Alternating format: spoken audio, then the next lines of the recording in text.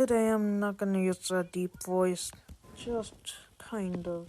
Okay, so number 29 on the list is obviously the Clash of Triton.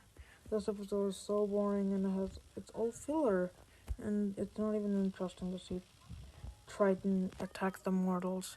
He's basically comes like King Neptune taught him in the ending, and also SpongeBob and Patrick get chased by angry mobs of people, and I have no idea why.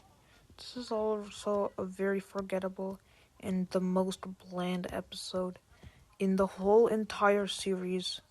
And that's saying a lot. This episode can go die. Or it could just, well, it's not a good episode. I don't really want it to die because I don't want the episode, but this episode, if it just disappeared, I wouldn't mind. Because I already caught up on everything, and it's basically just nothing for 22 minutes. That's a big waste of your time. I don't know why people think it's worse than Truth or Square. And it also is a lot slower than... It's just a little bit slower than SpongeBob You're Fired.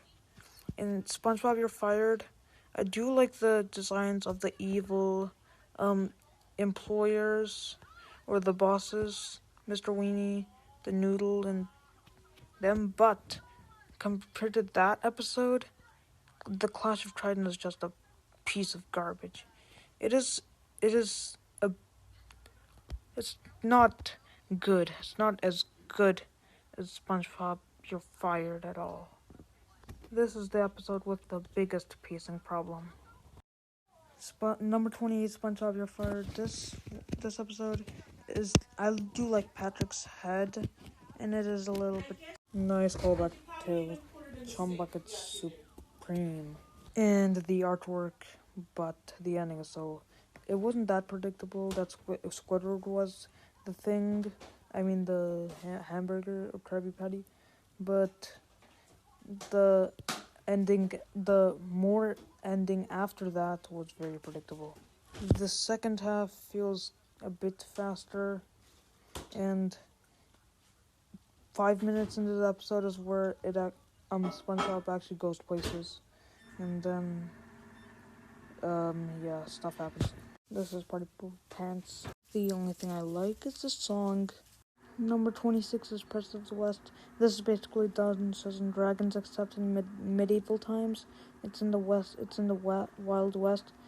There's a bad song in this episode, and they're scared of plankton, the people in Deadeye Gulch, and this episode also has Pecos Patrick, and I like how he looks like Patrick, and the mollusks part was kind of funny.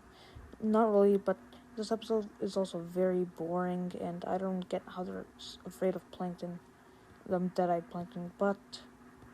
Wait, is he called Deadeye? Yeah, he's called Deadeye. So, yeah, this episode is the first episode out of the second... the third to have the word pest in it. The other two being petter pests and teacher's pets. Number 25 is Truth and Square. This is an okay episode. None of the flashbacks are actually memorable, but the flashbacks alone looks like they would fit in a good episode, and the patchy stuff is so boring it's okay. Number 24 was Two Bob Wet Pants. It's a boring episode, but it was kind of interesting at the same time, and it had some decently funny stuff in it, and the ending was really not that predictable, but the one at the Krusty Krab that came after that was. Number 23 is Ghoul Fools, Season 8. This episode is okay because, all the characters are in some dimension, a black screen, and it's kind of interesting. It's not that memorable. Last time I watched it was the only time I remembered it. Otherwise, most of it is just dull. 22 is SquarePants Family Vacation. The beginning was kind of nice, but too long, and the playground part where Sponge and Pat find out they are in a mud playground was kind of good. And nothing else really okay. Number 21 is The Sponge Who Could Fly. It's a memorable episode, and it's from Pre-Movie, and it's not really good in the rest of it. Yeah, and it is a B tier because that's just, I don't know. 20 Shanghai. So I knew that, I searched up that this was the episode with the oil lamps thing and Squidward getting trapped, but so, and I remembered being 21 in B reviews ranking, so there was actually 27, and then I watched it and I felt like, how is this not any higher? And then but then after that, people were saying that it was their favorite episode, and I and before that I thought it was underrated, and now I think it's overrated. It's fine, not special. Number 19 is Og, which is probably the best out of all the terrible season 3 specials. It was kind of interesting, but Squad was the one who got roasted at the end. Number 18 is Goons on the Moon. This is an A-tier episode, and it's so good, and I think it's amazing all around. And it's, by amazing, I just mean most of the parts moderately good, and some of it is just awesome. But Santa is so out of place, but still it's very good. Number 17 is Feral Friends. It's a good episode with no problems, except that the fact that it's under 10 minutes. Number 16 is Atlanta SquarePantis. It didn't have to be this long, but yeah, the songs are pretty good, and it has a lot of good moments in it, so it's a very good episode. And the title card is very awesome. The music is very grand. It's a grander version of Shanghai, even though it's really nothing like it. And Lord Royal Highness, before I even watched the episode, he annoyed me, and I actually thought that he was a girl because of Watch Mojo. And it's a very great episode, but it's only A tier. 15 is SpongeBob's Big Birthday Blowout. The title card music is good enough. And this episode is too long. I didn't watch the whole entire thing, and it's probably 9th place now. But wow, it's really good, and everything is. The animation is so good. Number 14 is Back to the Past. The more I start to think about it, I like this episode less.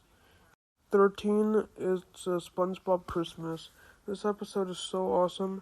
I actually placed it 25th, and I still think it deserves in the 20s because season 8 is kind of weird to rank. I think it's worse than a lot of the episodes from the top 20, but it's also like very good at the same time. And this season is actually a lot better than season 3 with specials. SpongeBob's Last Stand is number 12. It was actually like less grand than I imagined. So I thought this episode was a very grand. SpongeBob was upset and Squidward and Mr.